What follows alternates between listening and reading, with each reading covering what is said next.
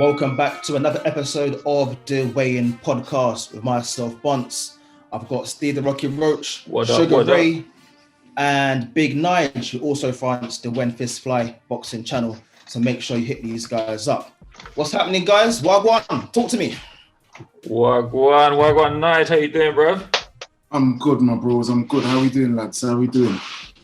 Yeah, good. Do you know what I'm loving? I'm loving we're like the Avengers, isn't it? You got the core people, and then we got the people to come in and save the day. Like you got a Big Nige, you got the Burnley boy, you've got Ashanti needs a nickname, giving him an R&B female singer's nickname's not good. How are we doing in London, boys? How's it all going? Yeah, we're good. I mean, it's funny because Big Nige, we caught up midweek to talk about boxing and all the fights taking place, and we somehow got into that sort of classic dad conversation about our sons taking over the TV.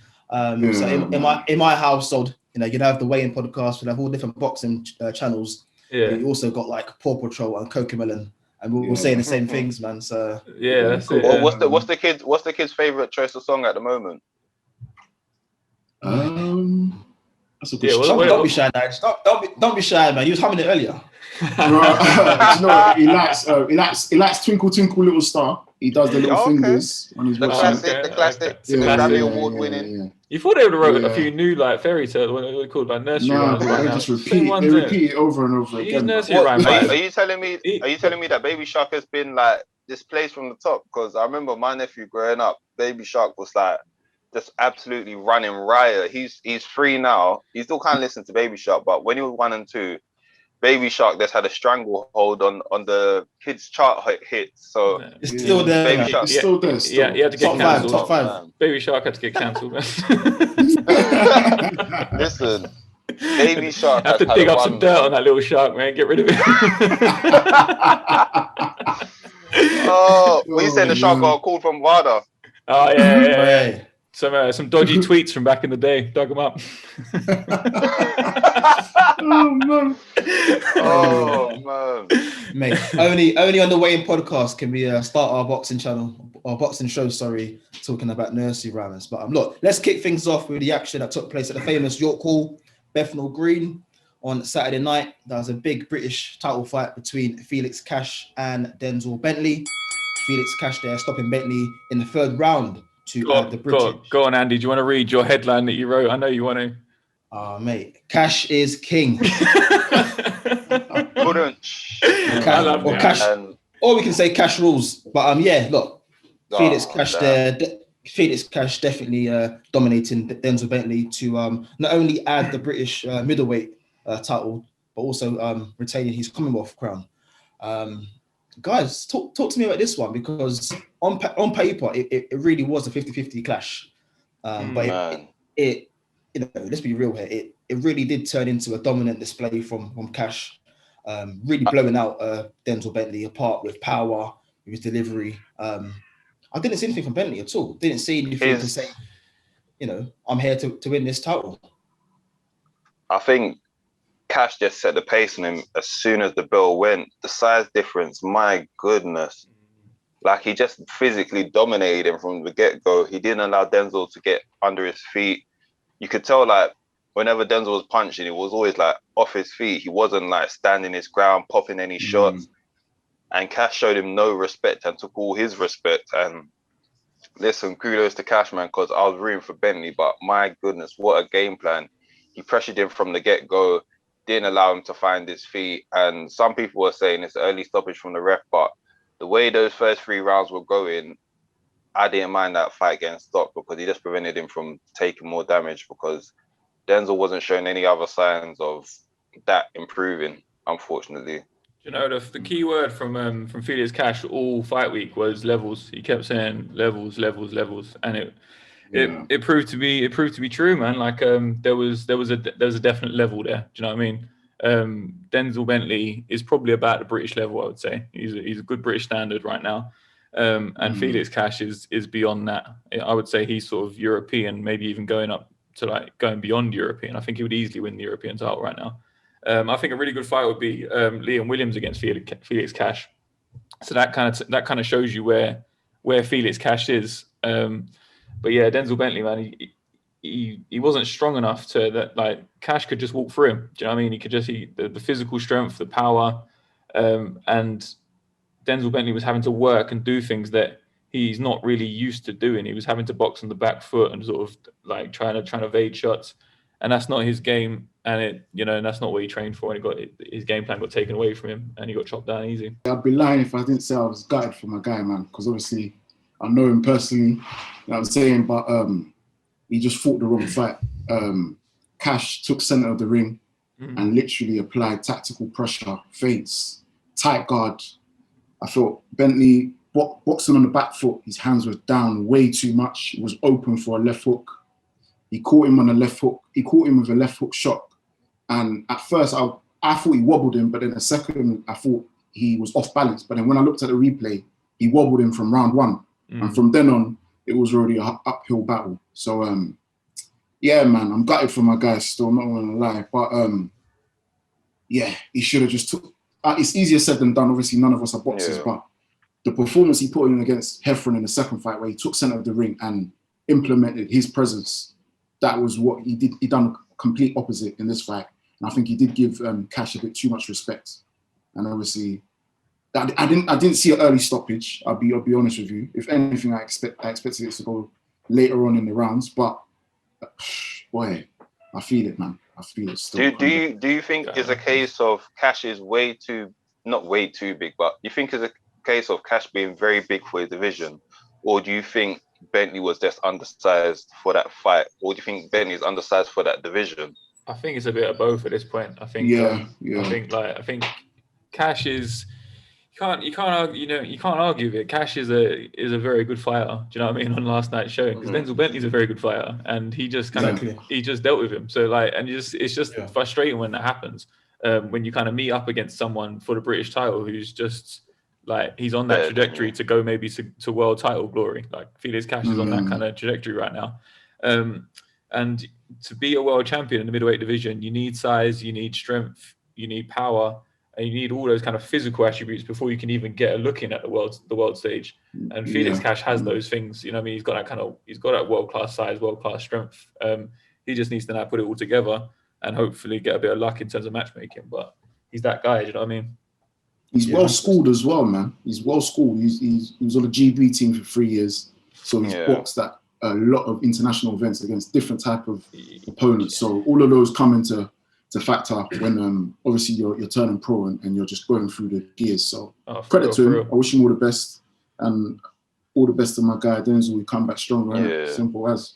Yeah, that's a good point you made there, Nige, in terms of that amateur pedigree and that experience. Felix Cash started that fight very fast, very aggressive, and it was quite similar to Conor Benn, who blasted out Vargas quite recently. Do you feel as if like Cash and also Tony Sims, his coach, really exploited Bentley's inexperience there? I'm glad you brought that up, because I think with what I saw and what I heard in the post-fight interview, when it came to Sims, he openly talked about the fact that he sent some of his fighters to fight to train in the US and spar guys in the US. And I think a lot of British fighters need to take that. I know sometimes you want to do this whole British pride thing of, homegrown and building all our guys here. But listen, credit to Tony Sims, because I remember another one of his fights, Craig Richards, had said it a while ago. He said, I'm not too ashamed to say that I study opponents, and I'm not too ashamed to say that I've gone to the States and I've been sparring partners for guys out there. And sometimes you do have to humble yourself and do that. And I think it was a good thing that Tony Sims, I guess, he doesn't advertise it as much, or the guys don't say it as loudly, but that's the type of cross-training that you need right now to reach that top level. And I think that's what showed the difference between Cash and Bentley, is that you could tell that just in training, preparing for this fight, Cash had done that extra bit more. And I don't know if this is a case of Bentley reevaluating his camp right now. I'm not saying he should leave his camp completely, but you definitely have to expand your horizons right now. I think that was very evident if he wants to go to that next level, because the training preparation for Cash was very no stone unturned. I came to win. I came to get my respect, and he done that. How mad is that Sims stable right now, man? They've got to be one of the hottest in the UK right now. And how important is it to be part of a buzzing stable? Like, you get me? Like, you see, like that McGuigan stable, it's like that kind of winning begets winning. Do you know what I mean? And if you're kind of the only guy in your gym, or you're not part of that, it's hard to sort of get that mentality. Do you get what I mean? Like, you see, like Conor Ben set the trend last week, like the other week, and then Cash is obviously looking at that like, my coach has got this, my team has got this, like we win. Like, do you know what I mean? Even before that, you had Ted Cheeseman as well. Yeah, Cheeseman won the British title as well. Yeah. Yeah, do you know what I mean? Like, it's such a, like, you see that with stables. Do you remember a few years ago, Gallagher's gym, like up in Manchester, they were the thing. Like, they were on this like 64 fight unbeaten run, and they just couldn't do no wrong. You had Crawler just knocking people like Quigg, and they're just constantly like doing well. And like, when you're part of a buzzing gym like that, there's like some sort of energy or some sort of like underlying thing. It cultivates a culture that you got a winning mind culture. You got a culture that everyone's pushing each other to the next level. And I think, and there's a certain swagger, like there's a certain swagger that, like, you know, when you just kind of, you feel like you're part of something big, like, you're like, do you know what I mean? That kind of like Fergie, Man United, like, we are here. Do you know what I mean? That kind of like we're not here to mess around, you know, like to walk onto someone else's promotion, and just all week you're just like, you're not worried about no judges, not worried about no referee. You're like, he literally, Felix Cash is like, I'm gonna bang him out. Like, they're like, are you not worried about the judges? Are you not? He's like, mate, I don't need judges. I need a referee who can count to 10, and I'll be going home. Like, I mean, Steve, that's a really good point you make there. And let's stick with this theme in terms of promotion. You know, it was a very intriguing fight anyway in terms of a British title fight. But it was also another step in the right direction in terms of that cross promotion sort of theme, shall we say, in a sense that Denzel Bentley, Frank Warren and Queensbury, and then you got Felix Cash, who of course is a matchroom fighter. And I guess last week as well, we saw it with Liam Williams. He's a BT fighter going over to America and fighting on a matchroom card. So I guess if anything, it's a small hint and another step in the right direction for a potential AJ Fury fight. No, 100%. I think like the kind of immaturity in me, like, Andy, you're a very professional guy. Like the immaturity in me, I'm sat there and watching it, and I'm like, 2-0 Eddie Hearn. That's the thing, and it is 2-0 Eddie Hearn. Big Nige, tell me, what were you thinking last night? You thinking like, oh, it's good that they're collaborating and this is excellent for the sport of boxing, or is there a petty man inside Big Nige, a little man who says 2-0? You know what? I've always said, if we're going to compare the two, I've always felt that Matchroom do better matchmaking than Queensbury, Frank Warren promotions, in terms of, like, if they've got a prospect, it's not all yes men and bums that they're just wiping through, and then when they get their first test, it's like, oh, shock loss. It's like, for example, Anthony Yard and Daniel Dubois, whereas Matchroom, them man go through the gears, and they're being tested at each level. And when it's time for a big step up, Lawrence Okoli, AJ in his 16th fight, the man are ready, and they take it all in their strides. So I've always said there's a massive difference in terms of matchmaking, in my opinion. Or is it just that Eddie Hearn is signing, like, he has access to signing the more talented fighters? Like, if you look at the sort of the amateur backgrounds of the guy that Eddie, so the fighters you just mentioned, Okoli, Anthony Joshua, they were standout amateurs. They went to the Olympics. Do you know what I mean? Like, like Denzel Bentley, what was his amateur background? Like, he's the sort of guy who... He had 20 amateur fights, he said. So, you know what I mean? And then you're like, you're Anthony Yard, you're Daniel Dubois. These aren't like the sort of the kind of elite amateur guys, and then he's sort of got to like learn on the job kind of thing.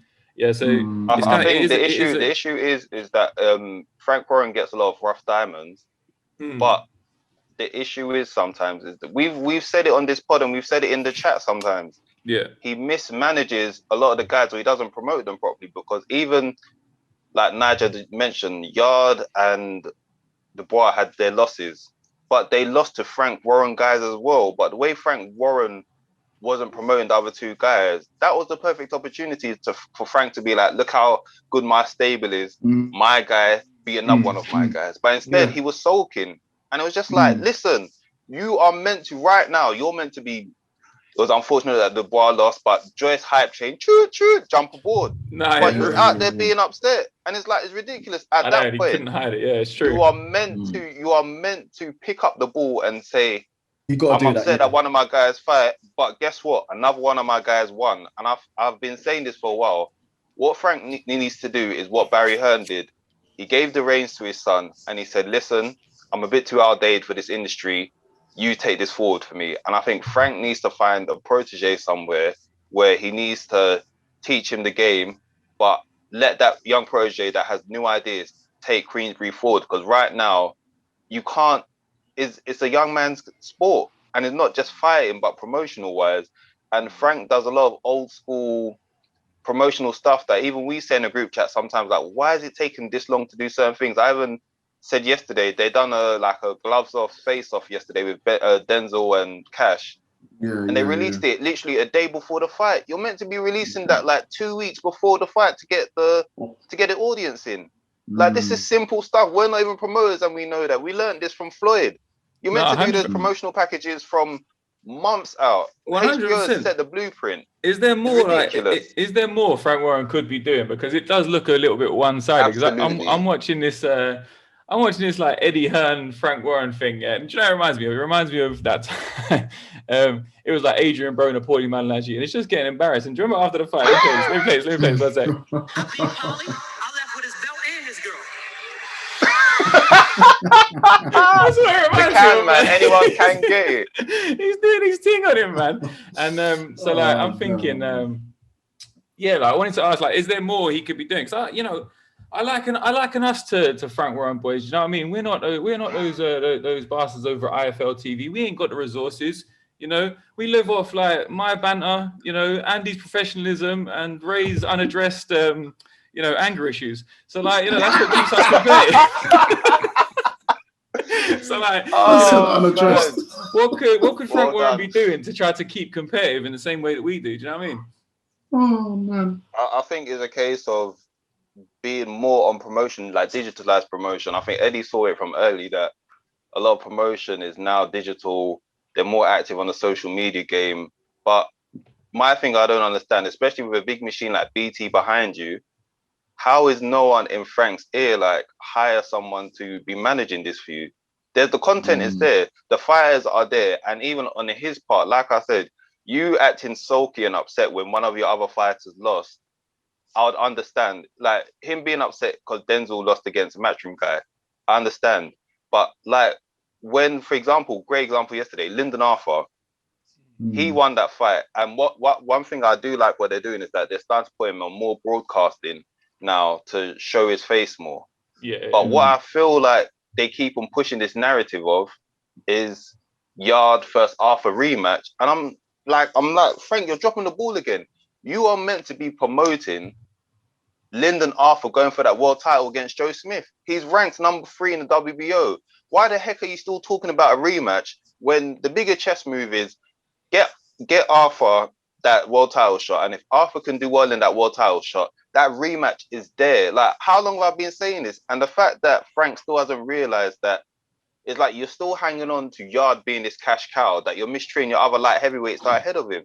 Like, it's stupid. And even if you have some bias towards Yard and you think that he's better than Arthur, still push Arthur to get that world title shot, because it will make Yard look better if he beats him in the rematch. But it's like you're still so sulky that Arthur beat him. And for me, I think he's doing the right thing with his matchmaking. But I think it's just like the content. So like he makes fights that I would like want to watch. Like, do you get me? Like, obviously I have to stay up to watch the boxing in Thailand. And all the fights that's happened recently, the one that I've like absolutely stayed up for was Cash Bentley. I was like so excited for this fight. Do you know what I mean? I knew it was. I thought this is going to be a tasty fight. So you don't have to like have the big Anthony Joshua's. You don't have to have like the big. You just have to be putting on. Like if he puts on Callum Johnson against Yard, like that's a banging fight. And he just needs to make sure that he's getting it done. Joyce Dubois, another one that I was very, very interested in. Yeah. You know what I mean? Like, so, but he just needs that. They're like every 6 months. Do you know what I mean? And then within that, then he puts on like just some of the cards he puts on. You're like, what am I even watching here, man? Like this is just like some next. But it goes back to what you were saying about him not having a stable of fighters. I think yes, it's harder because Matchroom can take a lot of your fighters, but you do have the fighters there. But it's almost like you're so upset that it's like having a kid that has one big toy, one popular toy. It's like you're so upset that popular toy is broken that you don't realize that you still got some good toys left. And not to compare the fighters to toys, but Toy Story commodities. Yeah. Exactly. This is a terrible Toy Story right now. This is like Andy growing up and not realizing the toys are there. I'm glad you made that analogy, but that's what it is. I saw it on Friday. But like also, we've seen it when the two promoters go head to head. Yeah, so you see like a BT card going against like a Matchroom card, and on the build up to a fight week, you'll see Frank Warren putting out one post a day, maybe. Yeah, like, do you know what I mean? Like Ray said, like stuff that should have been done 2 weeks ago to build the fight is getting done on the day the fight's happening. Stuff like that. Eddie Hearn is doing, mate, the amount of content the guy's putting out on a standard fight week, it's like literally like 500 posts a day. It's hard to keep up with all of it. Do you know what I mean? There's just so much storytelling going on, so much engagement with the fans. And I think that's a big reason. Do you know what I mean? The marketing, the storytelling, the engagement with the fans is just not there. Let's move on to the undercard. Before we discuss Callum Johnson's return to the ring, there was a win for welterweight prospect George Davey against Jamie Stewart. Friend of the pod, Georgie Davey. Brap. Well done, G-Force. Well done, G-Force, man. Yeah, no. Do you know what? He looked sharp. I thought he took some criticism, but I thought he looked really sharp. His jab looked nice. He looked slick. Like his movement looked very, very nice. And he's in with a guy who drew with Marku in his last fight. Do you know what I mean? Marku's an established pro, whereas G-Force that's his fourth fight. So props to him, man. He looked good. You got to take tricky fights like that in the beginning. So it was a good test, and he passed it. So shout out to him. Yeah, exactly. Yeah, big shout out there. Better than others on the card. Yeah. I mean, look, we'll come to that in a second. I mean, Ray, you've spoken quite passionately about the light heavyweight scene, so it's only right we discuss Callum Johnson, who returned to the ring. I think like over 700 days, something like that. I mean, I wasn't quite counting. Ray, you thought you looked slick last night, didn't you? Quite coming to Floyd Mayweather. Callum Johnson, I know there was a bit of ring rust. I know he wanted to be exciting, but that is not the best way to advertise himself. Even though he did get the knockout, he looked way too comfortable taking punches.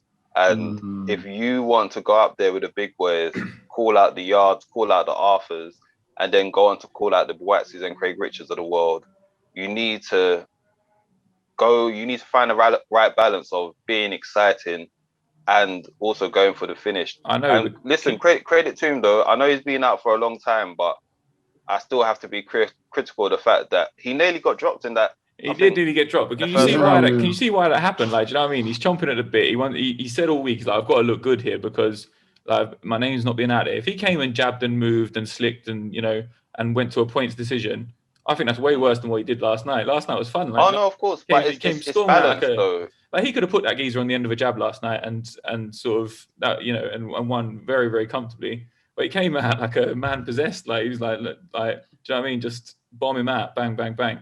And he shipped one. He took punches he definitely shouldn't have taken. But I think ring rust and like over eager to sort of look good to a new BT fan base. I think that's fine. He can box a lot better than that, and he's a good fighter. Yeah, definitely. 100%. So that was former IBF title challenger Callum Johnson blasted out the Croatian Emil Mokic in a fast-paced and a WBO belt to go with it as well. Yeah. The belt's is strap season. But Nigel, let me ask you. So, I mean, we've got like a really fascinating era right now of light heavyweights. We mentioned the likes of Anthony Yard, Joshua Buatsi, Lyndon Arthur. We've got Craig Richards, who has a title fight next week. Come on, Craig. I also quite like the look of Dan Aziz, who I thought could potentially in one or two fights he could enter that conversation. But where do you see Callum Johnson right now? Callum Johnson, don't get wrong, don't get twisted that he's good, but I feel that the inactivity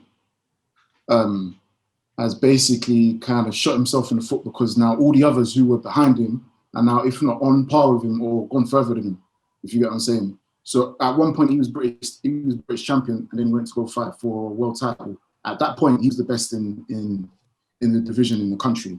Now, man, you got Craig Richards, you got Dan Aziz, who you stated, you got Joshua Buatsi, you've got Anthony Yard, Lyndon Arthur. All these men have been fighting. They've now climbed up the ladder. So I don't know. And age is not on his side as well. He's 35. These men are probably back in of their late 20s.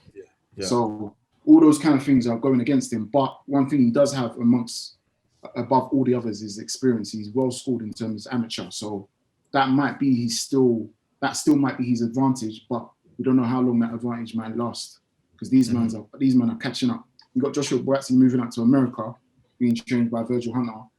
People are making chess moves now, so it's only a matter of time before we see if we can hang with him, man. That's a good point there.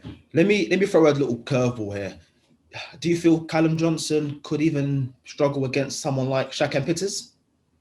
Ooh, that's a good shout. I need to see Pitters in a fight first before I start making that call. But if you're Callum Johnson, like we said, age isn't on your side, so you can't be affording right now to take no like filler fights. Right now, for me, Callum Johnson should have called out Yard with his chest more and say, listen, Yard, I want you. No, honestly, because... No, true. Catch me outside. How about that? Yeah, listen, you have to do it right now because 700 days out, you can't afford to have any more mishaps. You can't afford to have any more off days. Go for the gusto right now because for him, it is a now or never situation in a division that's ever so young. Go out there and take it. Boxing's such a brutal thing in it because, like, if you like closed mouths don't get fed, and it's like, Callum Johnson seems like a lovely bloke. Like, do you know what I mean? He's like, I just want to box and get paid and just put on a good show for the fans. All right, great, yeah. But like, you know what I mean? You're not excited anymore. But then if you're like Masvidal in the UFC, and you're just like, I'll baptize you and all this like nonsense, then it's all exciting. It's fun, Like my man's wearing the Cuban shirts and the beard and that, But then you're gonna get ironed out and everyone's gonna laugh. Do you know what I mean? So like, it's kind of like one, like, do you know what I mean? You can still call someone out confidently without having to be overly dramatic. And I feel like, I don't know whether that's a British culture thing sometimes where we don't like to be overtly confident. It's probably addictive though, isn't it? So you call someone out with your chest out, like, do you know what I mean? And then it gets a few more numbers. And then you're like, right, if I do it a bit more, and then you're like, right, if I just turn up to this guy's house with a flamethrower.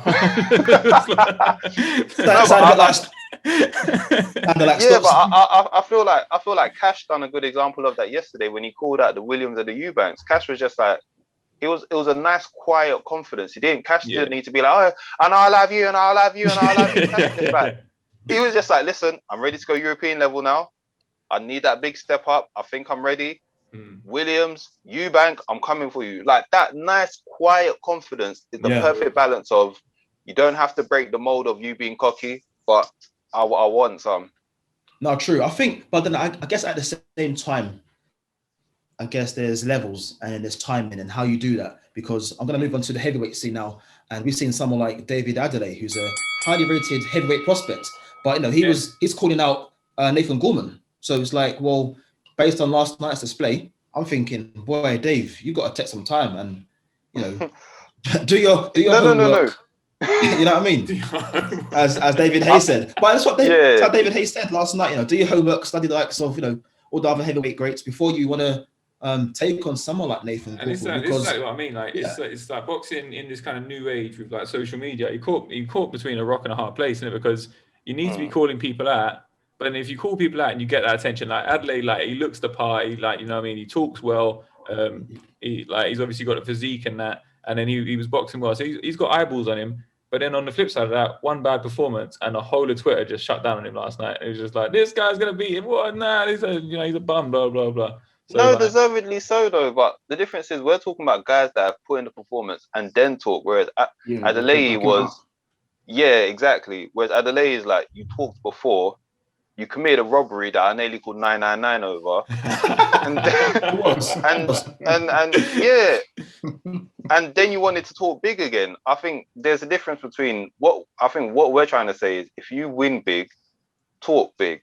We're not saying talk big for the sake of it.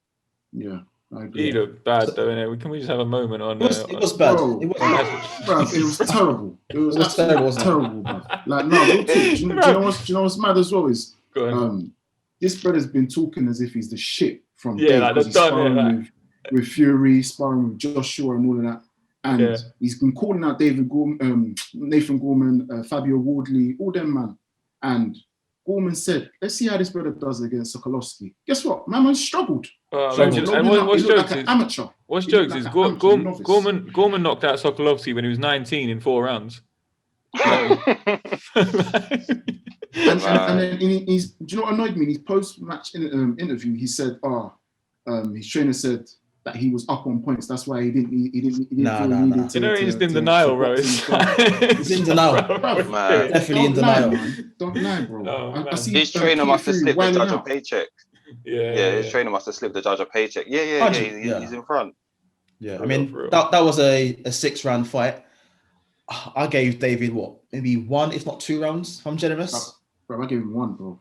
1 round.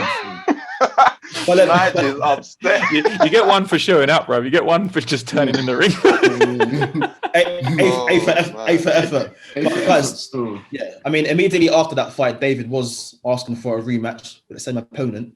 If he was to fight him again, do you think he will now win inside 3 rounds, as he has predicted? He has to be truthful with himself. I think it all depends on mentality of certain fighters think too much of themselves and will just be like, no, I don't need to do anything different. And then certain fighters are going to be humble with themselves and say, do you know what? Give themselves an honest assessment. So if he does take the rematch, I think it will be an honest reflection of the type of fighter he is. Is he going to be the Lennox Lewis type that's going to be honest with yourself and look to improve? Or are you going to be the sorry case of someone that's just like, mentally they think they're above them, so they just won't look to improve where they need to because mentality is everything in this sport. So I think you should just keep it moving, man. Like, you know what I mean? You don't get anything from beating Sokolowski. Like, you know what I mean? If you go and knock him out in 3 rounds, everyone's gonna go, that's what you're supposed to do. In a year's time, no one's gonna forget, no one's gonna remember about this, but you could have a banana skin, you could mess it up next time. So just keep it moving and just learn from a different way. Like, you know what I mean? You don't need to fight Sokolowski. Absolutely. So let's keep it moving and let's move to next week's fight card. Derek Chisora taking on Joseph Parker.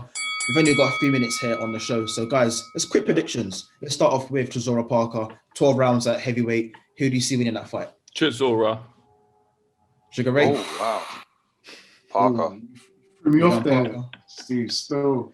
I'm going Parker. Man, you sellouts, man. It's Chisora, boys. Cult hero. It's the cult hero, but I want to see how this new look Parker is. I know that he's got a new coach now. Yeah, I picked Chisora against Hay, against Fury, against He blessed me. There you go. Well, for those listening, make sure you let us know who you think will win in that big fight between Derek Chisora and Joseph Parker. Make sure you share, like, and subscribe. You can also find us on Instagram card and Twitter.